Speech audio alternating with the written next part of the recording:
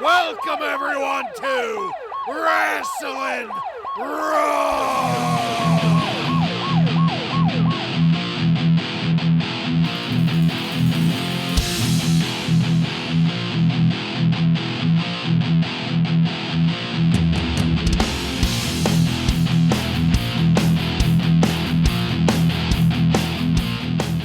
You're listening to Wrasslin Raw, the podcast that takes you back to when the World Wrestling Federation developed a little bit of an attitude. Thank you for joining us. You're here with Ryan Arico. I'll tell you what, if Sweet Lips wants some more, he knows where to find me. I ain't too far to find, brother. Sweet Lips. Joe Giammatteo. Eric B. sucks dick. At the hard camera. I'm the one and only Jason Bartlett, and we're going to examine WWE history one episode of Raw at a time. But first, a very special shout out to our new listeners and downloaders in Wales. That completes the set for the United Kingdom for us here at Wrasslin Raw. And I would say thank you in Welsh, but I'll be goddamned if I could ever figure out how to pronounce anything in Welsh, despite trying multiple times. They are my people, after all. In this episode of Wrasslin Raw, we're going to be talking about the Raw that aired on June 24th, 1996. This is the Raw that was recorded at the Brown County Expo in Green Bay, Wisconsin, and features Vince McMahon and Jerry the King Lawler on commentary. Are you guys ready? I'm ready. Ready. All right, then, let's get into it. From Green Bay, Wisconsin, welcome everyone to Monday Night Raw. It's been a while since we've had Vince going aneurysm on us whenever throwing out Monday Night Raw, but we're not going to spend too much time here because Hunter Hearst Helmsley is headed to the ring as we go straight into our first match of the night. Ahmed Johnson defeats Hunter Hearst Helmsley by pinfall in 10 minutes and 26 seconds. I have to admit right off the bat, that belt does look good on Ahmed. And not for the first time, I was impressed with Ahmed's presence, especially with the belt. There's no doubt about it that he has the presence, he has the charisma. When will he have the in-ring talent? That's something that hopefully will be answered relatively soon. But Hunter looks great too. As the match starts, Ahmed is throwing Hunter out of tie-ups, and Hunter is making it look great. And I do have to ask here, gentlemen, if either one of you are able to answer me, what the hell is going on with Ahmed Johnson's thigh pads? I don't know. Did either of you notice that? No answer for you. I mean, I saw it, but no answer for you. Yeah, it is a bit strange. He's like a reverse Ric Flair. Instead of wearing the knee pads on the shins, he's wearing knee pads all the way up his thighs. Football players wear thigh pads, right? Right. Maybe that's what he's going for. Yeah. I don't know. Maybe it was to take that stare spot a little later on. He took a little better this week. Yeah. It was good to see handsome Harvey Whippleman there wearing the zebra outfit. Hopefully he's there to call it right down the middle so there's no bullshit. We get a split screen letting us know that later on tonight, The Undertaker is going to be taking on Stone Cold Steve Austin, and I can't believe that sentence just came out of my mouth. It feels like it's taken us forever to get here. Also, Sunny will be here. She's gussied up like a Kmart cowgirl headed to dance at the Gentleman's Club. We're going to talk to her. Oh, and Camp Cornette is going to be in a 6-man tag match. Oh boy. Looking forward to that. The match in the ring has been pretty underwhelming so far, and now that I've seen Ahmed's thigh pads, I can't unsee them. And something else that I can't unsee are the little things Ahmed is doing wrong. Things like his rhythm, working the ropes, or the way that he just can't quite fall over the top rope in a graceful, worked way. Hunter gave us a great baseball slide into Ahmed at the outside, and then Hunter threw Ahmed into the ring stairs. Ryan, this made me think of what you said last week during our King of the Ring episode. Ahmed did not quite pussyfoot it into the steps this time. He actually made an effort to make it look genuine. It was a damn miracle that Hunter didn't slip when climbing the top rope. And another damn miracle that the impact of Hunter's double axe handle apparently did nothing at all to Ahmed. Or at least it didn't look that way because Ahmed didn't sell it for shit. We got another split screen then, this time Marlena and Goldust. Hoo boy, with Goldust quoting Terminator and cutting a great promo, all except for the part where he calls Ahmed Johnson Mandingo. I'm pretty sure that's the second time he's done that now, and again, I'm honestly not sure what that means. But Goldust does go on to cut a promo on The Undertaker as well. This was a pretty decent split screen promo. But then there's a commercial break, poorly timed, and as we come back, Hunter is in control. Ahmed looks like he's trying to sell his injury and exhaustion more than he usually does, so kudos to him for that. When we get to the spine buster, it is just a touch off center. It could have been worse, but it still didn't look good. Hunter hammering into Johnson in the corner looked great, and then after a little bit of nothing, Ahmed Johnson explodes into action and hits the Pearl River Plunge, getting the pin and the victory. This wasn't too bad of a way to start out our episode. Joe, please, what did you think of it? Yeah, I agree. I think it's a great way to start Raw, introducing the new Intercontinental Champion. I thought that was nice. He's already showing that he's not ready for that title by holding it upside down. Like Diana Smith. Like Diana, yeah. Ahmed has that troubled look on his face, too. He needs to get more confident. Very concerned. Yeah. And what better opponent than Hunter Hearst Helmsley, who I am really growing to appreciate all over again by doing this podcast. His work in the ring is excellent. And having him with someone like Ahmed, like I said last time, Ahmed, to me, he's got a couple things he can work on. He needs to work on throwing punches and selling submission holds when they're applied to him. But when he's in there with someone like Helmsley, it's not really as noticeable. And Ahmed's work outside of the ring, when he's getting thrown into steps and ring posts during this match, were actually pretty good. Handsome Harvey, he looks like he's like a 20-inch waist. I mean, he is...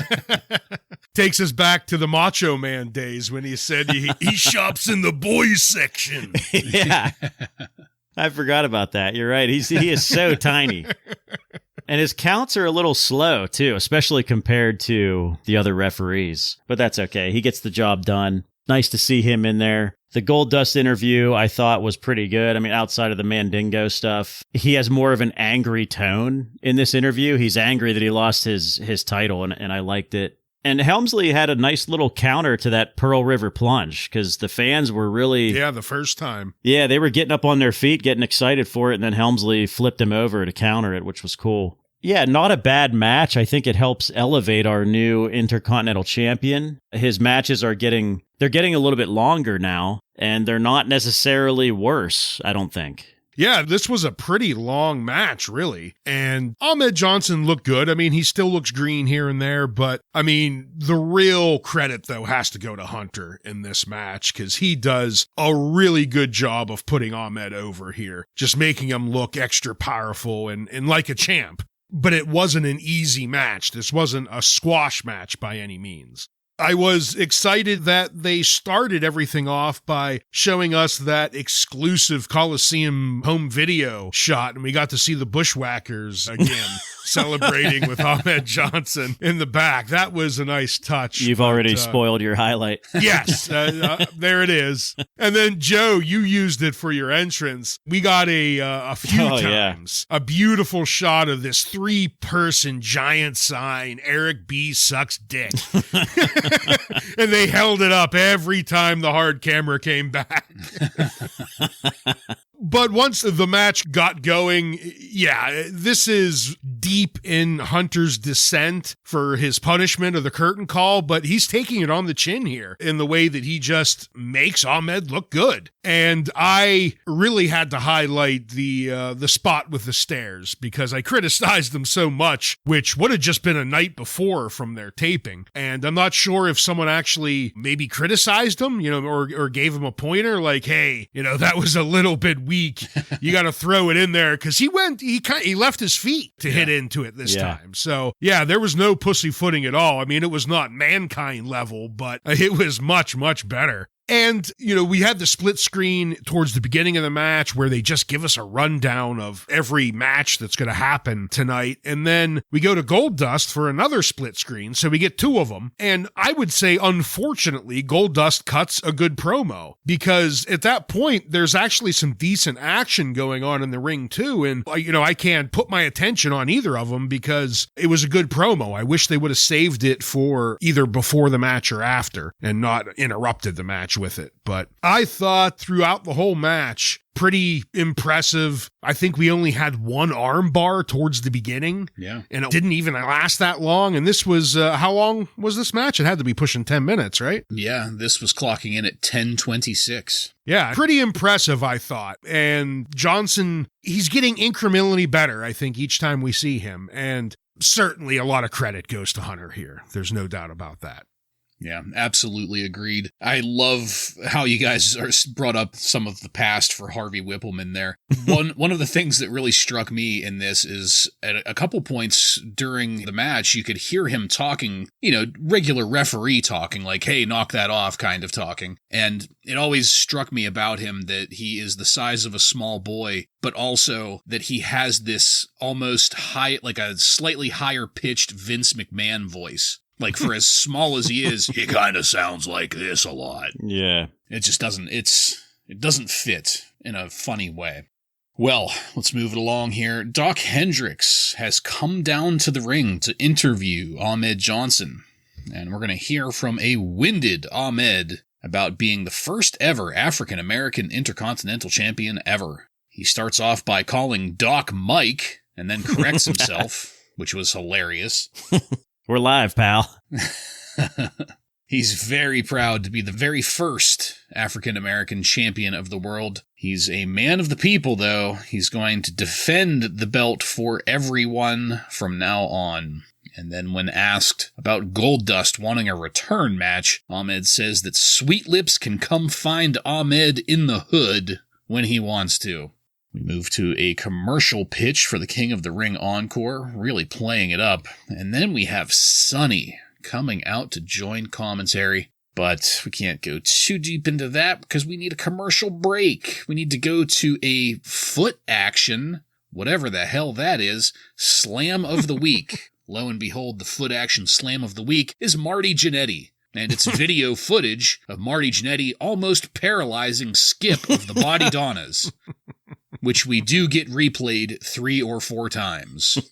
We finally get back to ringside. Sonny is there and ready to go, but before we move on, I have to ask, Joe, what did you think of Ahmed's promo and that video evidence of Marty Jannetty almost ruining another career?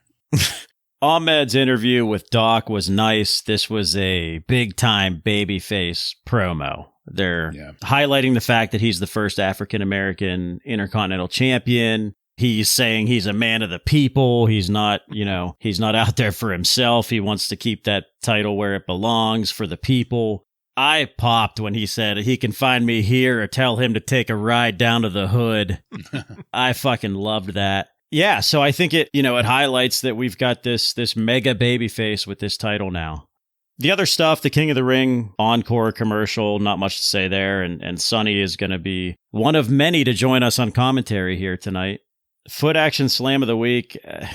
This was ugly. I mean, it should be a botch of the week is what it should be called. Yeah, I agree with Ahmed's little promo or interview that he cut here after his match. I thought he did a great job, and he's pretty much saying he's the people's champ. So he gives a great interview here, and it sounded like the crowd was happy with it and eating it up too. So good job there. Then we get the the slam of the week. And my first thought was just, shit, Marty Jannetty's still around. I mean, we had that strong push for him for a while there where we couldn't get away from him when he came back, but then just fell off the face of the earth, and we haven't seen him in a good 2 months. But I guess he's showing back up to almost paralyze someone else in our slam of the week this week. So, yeah, still around. Holy shit. I like to imagine that back at the end of that last run, Vince McMahon kind of just like drove him out to a VFW in the middle of nowhere and was like, here, pal, we'll get some drinks. And then as soon as Marty stepped out of the car, Vince like hit the gas and drove away. And then he worked his way back. Now Marty's found his way back. I mean, I'm guessing do they still have this new Rockers thing going on? We haven't really seen it. Yeah. I think they do, though, yeah. Yeah, at one point, Sonny and the King are joking around about Cloudy kissing Leaf Cassidy. Right. So, we don't get any visual confirmation of any of that, but speaking of, let's go now into our next match. The Body Donnas, Skip and Zip, with Cloudy, defeat the Brooklyn Brawler and Jerry Fox by pinfall in 3 minutes and 57 seconds. And Jerry Fox is our jobber of the week. Take it, Ryan, please. Thank you, Jason. Jerry Fox is this week's jobber. I mean, I'm going to be honest, I'm not sure that he actually deserves it, but, it's been a while since we've had a new jobber that we could use for Jobber of the Week, so I had to jump on him, even though there isn't that much information about him. But Jerry Fox was born Randy Reese on April 10th, 1966 in Mound, Minnesota. He has used the ring names Goon Number 1, Italian Dragon, Rockin' Randy Reese, but his preferred name is the one he used here, Jerry Fox. Fox trained under Sam DeCiro and Sonny Rogers and made his debut in Lockport, Illinois for the Windy City Pro Wrestling promotion on February 17th, 1989, losing to the Tokyo Bullets with partner Pacho Olivia. Jerry's second match, however, was much more interesting. A few days later, on the 25th of February, 1989, for the Von Erichs-owned promotion WCWA, Fox lost to none other than Cactus Jack. Yeah. For anyone listening that maybe doesn't know who that is Mick Foley's character that he played before Mankind. For the next few years, Jerry continued wrestling for the WCWA as well as for Jerry Jarrett and Jerry Lawler's owned promotion, USWA. Then on September 21st, 1992, Fox had his big break, his WWF debut, losing to Max Moon in just under 2 minutes at a taping of WWF Superstars. Like a lot of enhancement talent at the time, while working for the WWF, he still worked a lot of indie promotions while the WWF was not in his territory. Fox jobbed for the WWF until June 25th, 1996, when he lost to Hunter Hearst Helmsley and Mankind, both on the same day in separate matches. Truly a natural-born jobber.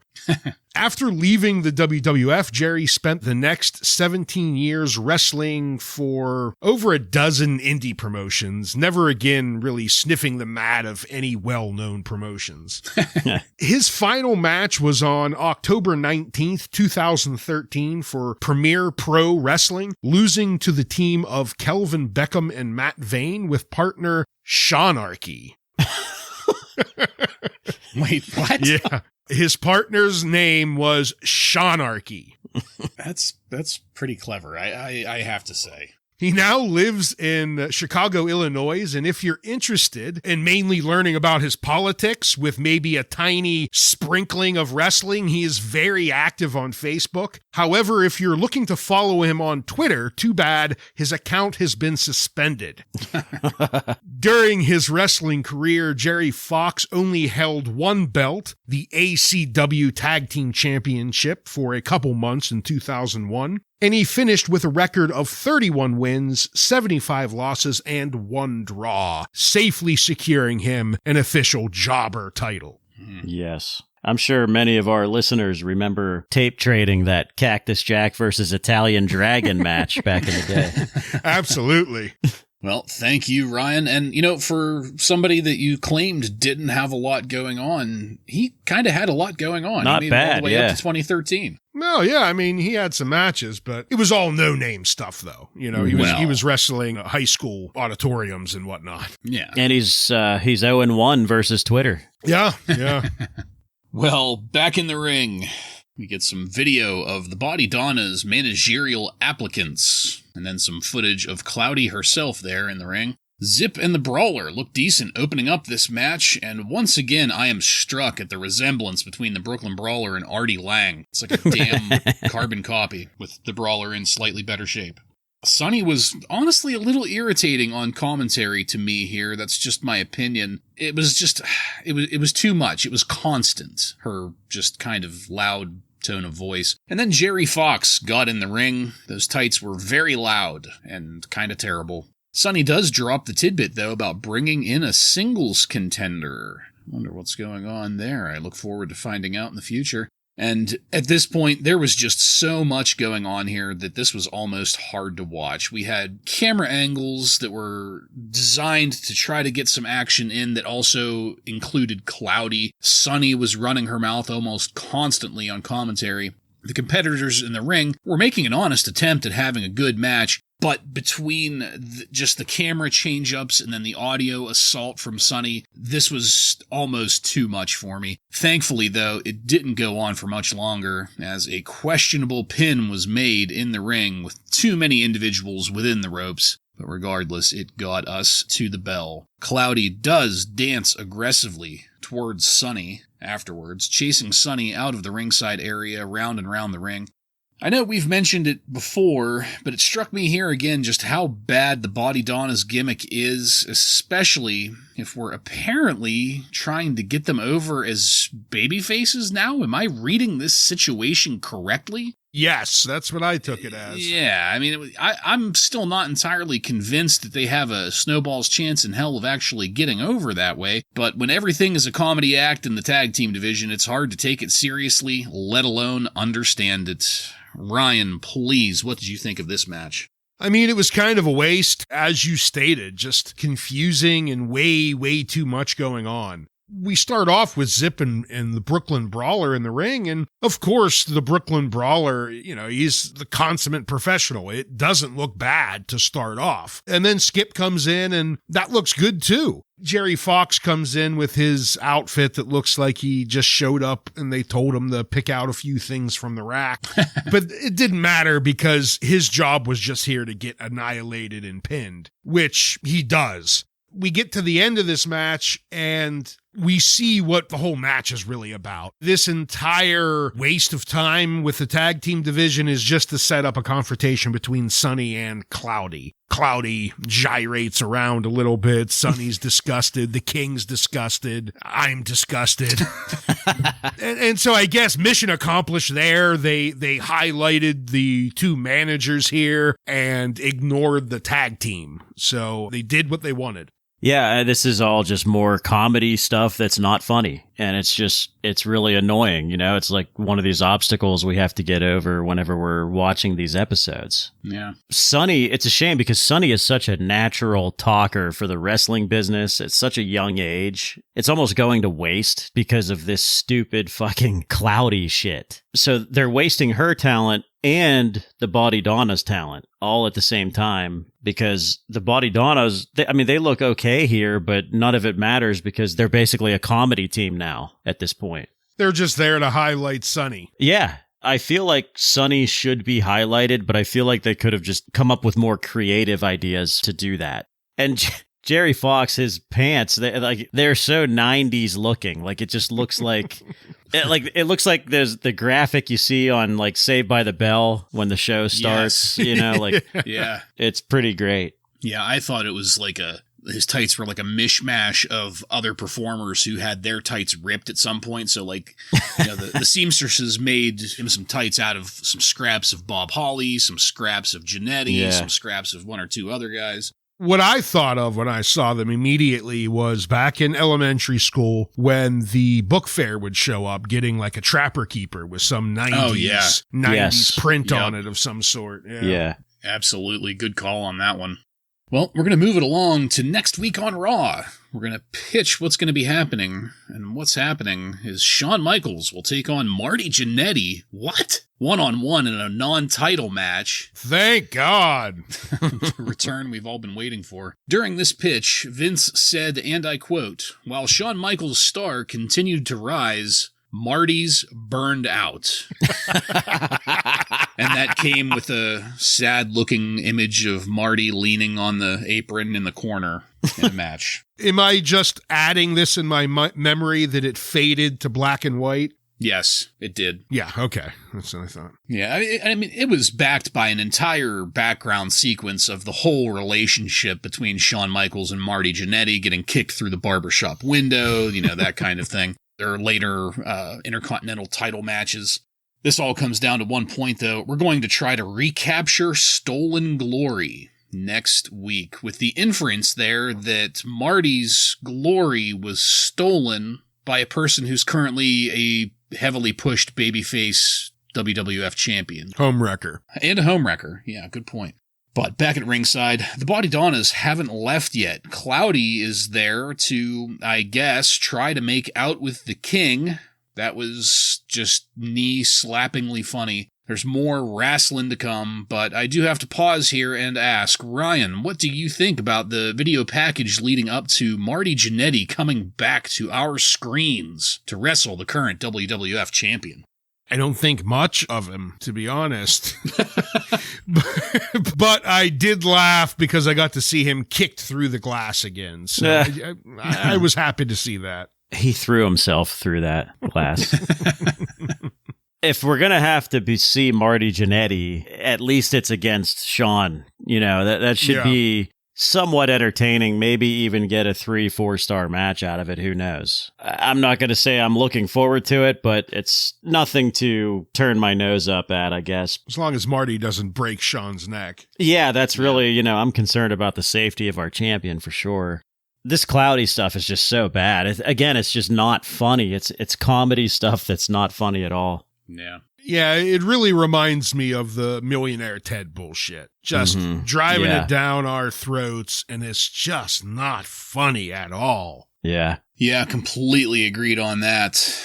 And good call with the Marty Jannetty thing, Joe. I mean, it's a real roll of the dice getting in the ring with Marty Jannetty in a lot of different ways. I mean, one roll of the dice can end with you with a broken neck. A different roll of the dice can end with a shitty match. And a different roll of the dice could end with a actually pretty good match. So it all depends on what drug he shows up on. what kind of Marty we're getting that night.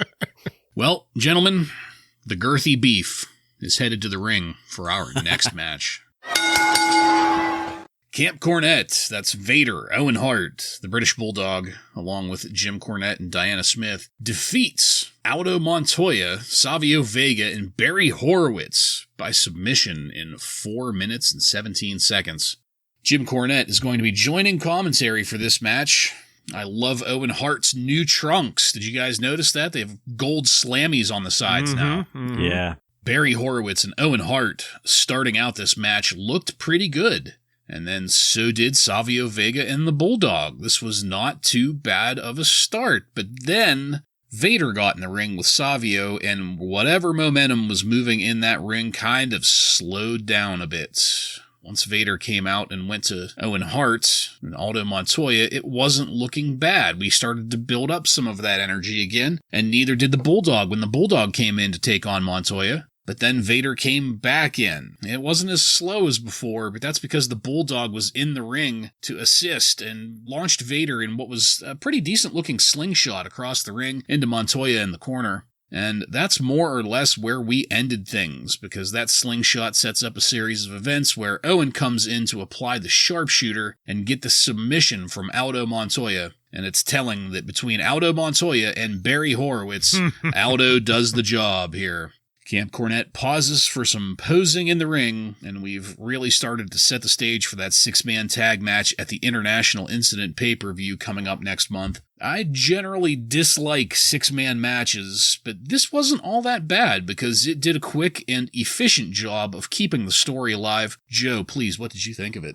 I'm going to respectfully disagree with you. I did not like this at all. I know they're setting the stage, and that's understandable, I guess, but these types of matches, to me, just devalue all of these guys as singles wrestlers. Yeah. Especially this heel team. British Bulldog is a guy who just had 2 championship matches, and now we're putting him in this 6-man stuff, and I don't know. I just don't really like it that much. And it's clear who's going to win this match, too. it's pretty obvious when they come out who's gonna win. Jim Cornette on commentary was just ranting and raving like an idiot the whole time, and I was just, I don't know, he wouldn't shut up, and I didn't like it. I just didn't enjoy this at all. Yeah, I'm a little bit more on Bartlett's side here. I thought that for a six-man tag, which is a match I typically despise, I thought they did the best they could with it. That's not to say it was a great match, but It was better than I was expecting. The other thing is, Joe, I would think that out of anyone, I don't think the heel team looks that bad here. I think the person that comes off the worst is Savio Vega, because he's basically on Team Jobber here. Yeah. And I was really sad to see that, especially, he starts out and of course he looks good. I mean, everyone he's in the ring with there, he looks good. But once Vader comes in and starts hammering on Aldo, it's like the let's humiliate Aldo hour. They just all take turns giving their finisher to him. Cherry on the top, Owen humiliating him, making him submit with the sharpshooter. The first thing I think of is with Team Jobber here, Man O' War's top of the list. He surpassed Barry Horowitz as the Jobber here. He's the one doing the honors, getting his ass kicked by everyone. Joe, you said, it was crystal clear from the beginning who was going to win this match, but it was more entertaining than I was expecting, so I'll give it that. Yeah. One thing I love, I don't know why, but every time I see it, I laugh, is when Cornette was joining commentary, they're showing Vince McMahon, and he's got the glasses down towards the end of his nose, and he's got like that look of disgust on his face. I love that. Yeah, I completely agree. And the one thing that I do want to throw out there is that while this wasn't bad, given my general dislike for six-man tag matches, the bigger overall tragedy here is that we have so many strong singles competitors tied up in this bullshit. Joe, I believe that was a point that you made. It sucks. We have some great talent here. Owen Hart, Savio Vega, basically the entire heel team, yet to be seen kinda with Vader, and then Savio Vega and a couple of jobbers. I can't really take much away from Barry, but, it's just a whole bunch of squandered talent in a match that, I don't know, it barely kept the story alive. Next up, though, Brian Pillman is headed down to the ring. But before we see what he has to say, let's take a commercial break and have a WWF commercial. It's a gentleman in a wheelchair lifting weights, but we don't see that right away. He's sitting on the weight bench lifting weights, and, as he finishes up, he lifts himself off the bench and into the wheelchair. And as he rolls out of the gym, the tagline is to unleash the warrior within you. I have no idea what exactly that was supposed to advertise, as no product or service was stated. But we did get a visual of the Ultimate Warrior's, symbol thing, that M kind of shape that he wears on his face. So there's that. It was just a brand commercial for the Warrior. He's about to go public. Brand awareness. Stone Cold is in the ring waiting for The Undertaker, but while he's waiting there, Pillman is on the mic with Vince McMahon at ringside and starts off by yelling, and I quote, "Who do I have to talk to get my goddamn money?"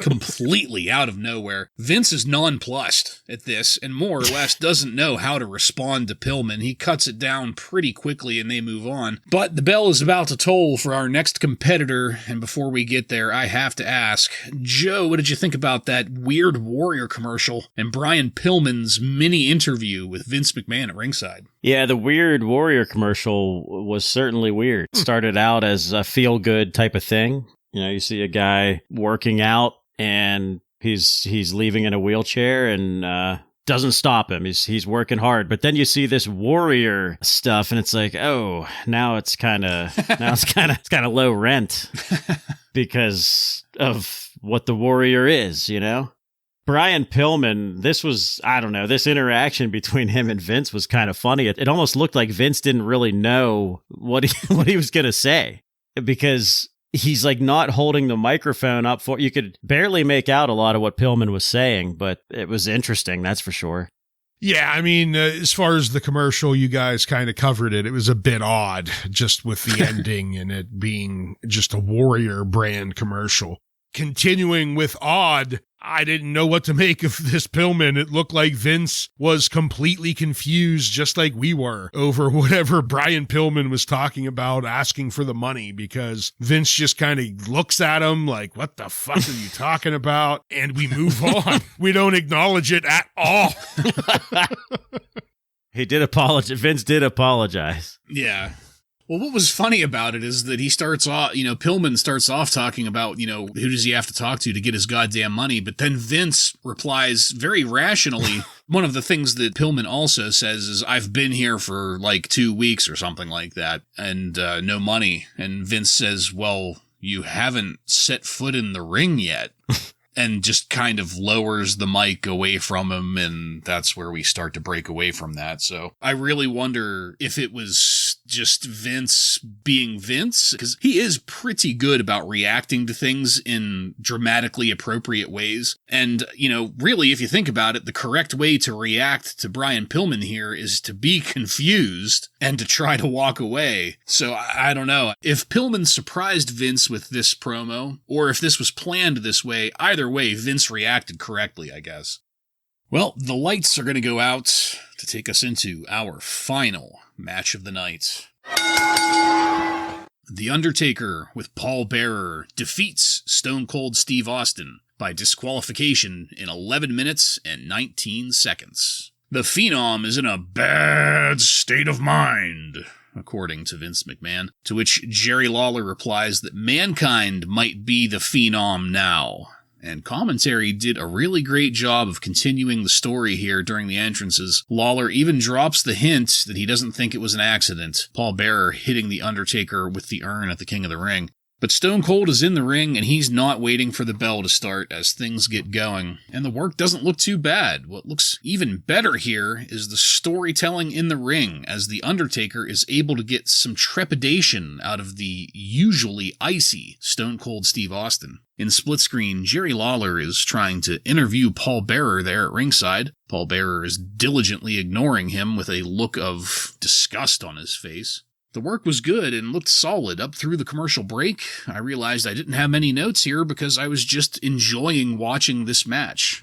We had a commercial for that Attitude Adjustment tour with that great Nickelodeon graphic, and came back to The Undertaker in control, and a split-screen view of Stone Cold attempting to get The Undertaker with a steel chair. No referee call-out on that, I have to note. But then Stone Cold gets it into his mind to start working the leg, and really goes to town on Taker's left knee. The Burger King crowd in the front row got a rest in peace chant going, making Paul Bearer pop his ass off. That was a fun little interaction to watch. But then, as we start to sit in holds, Goldust comes down with Marlena. Marlena looked fantastic as usual. Goldust is there to join commentary. And again, I found myself not adding a lot of notes, not because the match was bad, but because there wasn't a lot going on that was necessarily noteworthy. It was still entertaining to watch, but it was just a simple match that happened to be of high quality. That is, until Undertaker caught Austin with a chokeslam, and then when getting ready to set up the tombstone, Goldust hits Taker with the gold dust, drawing the disqualification. Austin keeps wailing on The Undertaker, though, for a while, until Austin finally decides to leave. Paul Bearer enters the ring for Taker to give a tribute to the urn, but that's not the end, as Jerry Lawler gets into the ring on the microphone to once again accuse Paul Bearer of betraying The Undertaker. And that's where we fade to black. This match was less about wrestling and more about storytelling, but even then it did a damn good job of it. Ryan, as our resident asshole for The Undertaker, what did you think about our final match of the night and the way that Raw ended? I thought this was a good way to finish out Raw. These two guys, I mean, it's clear that they're just two ring veterans here because, like you said, there's not a ton that you write down or glaring things that stick out. The match just fires along at a good pace and never takes you out of it and just continues to just tell a good story the entire 11 minutes of this match. Even during the slow points where Stone Cold's working on Undertaker's leg for a little bit.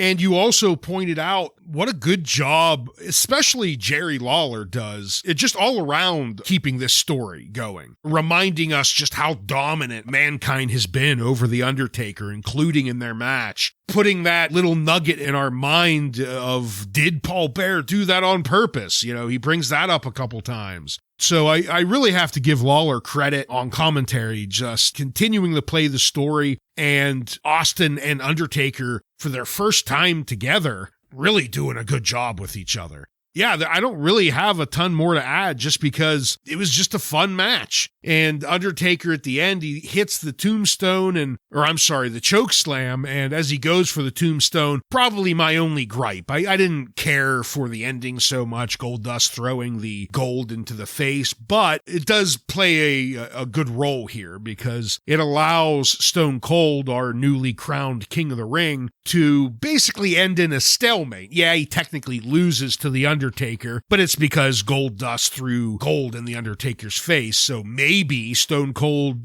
doesn't get the tombstone here. So it's a good way to save face for our new King of the Ring champ here, and just all around a entertaining match. Yeah, this was really funny to me to watch this, because it's Stone Cold Steve Austin versus The Undertaker in 1996. As basically almost a throwaway match on Raw for free, when these two guys, starting in a couple of years from now, for a solid, 4 or 5 years, are going to be absolute powerhouses, taking us through the Attitude Era. So I could not help but just reminisce on what we'll see in the next handful of years. And for that reason, I thought this match was fantastic. I loved it, not because of anything in particular with the match, but just really just the two guys that were in there at this time period. It's really funny to watch.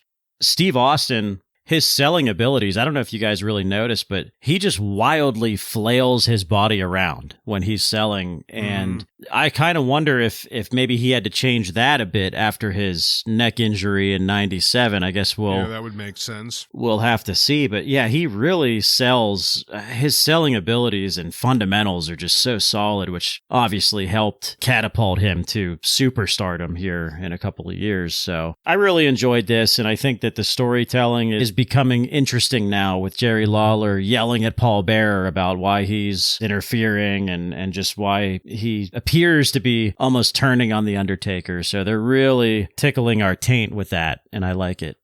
Another thing I wanted to bring up, and Joe, you briefly mentioned it on our King of the Ring show, but you have Austin continuing in his basically the chicken shit heel role. And it's funny because this is like a flash in the pan that he's going to play this role here. And it's interesting to see it here, because it's not going to be long at all where he's playing this role, because he does it at the end where he's continuing to hit on The Undertaker after the match. The moment The Undertaker grabs him and throws him into the corner, he just rolls out of the ring and I'm out of here, puts his hands up in the air, just chicken shit heel. This isn't going to last, but it's just really interesting seeing him play that here for, I don't know, maybe a month and a half that we're going to see it.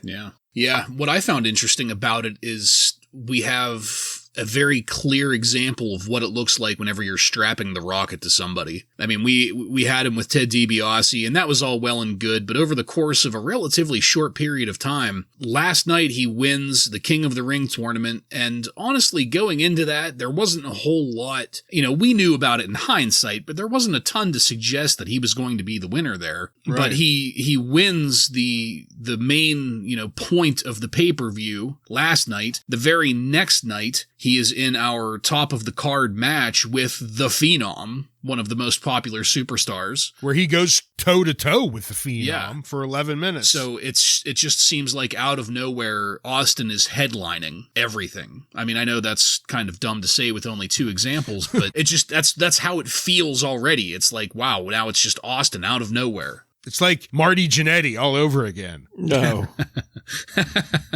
Good Lord. I'm sorry, I didn't mean that, Stone Cold. All right. Well, gentlemen, as I said, our episode is over, so let's take it on over now to highlights and lowlights.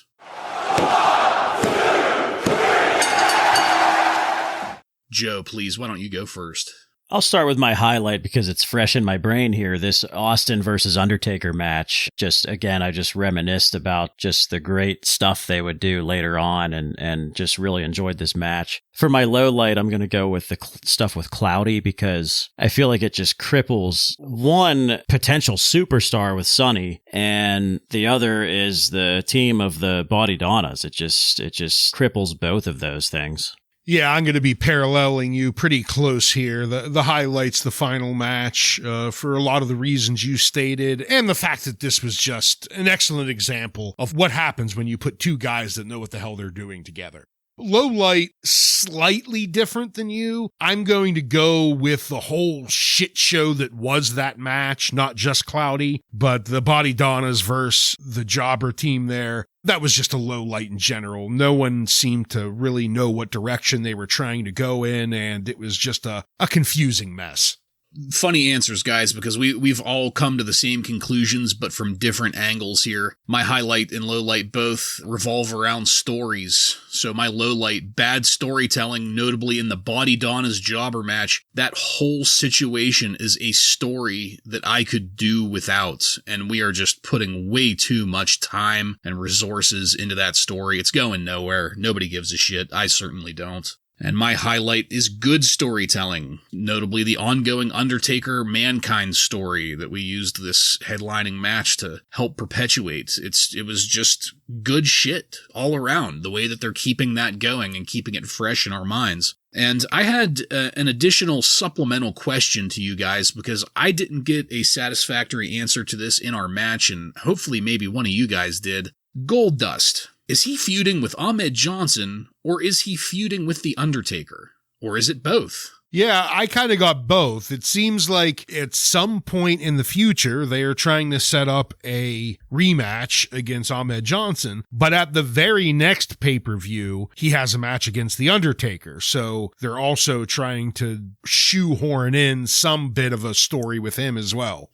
Yeah, one thing I thought would definitely happen would be some Mankind interference, but we didn't get it. That was what I was thinking too, yeah. So yeah, I don't know. Maybe they're going back to Goldust and Undertaker for a little bit. Who knows? We'll see.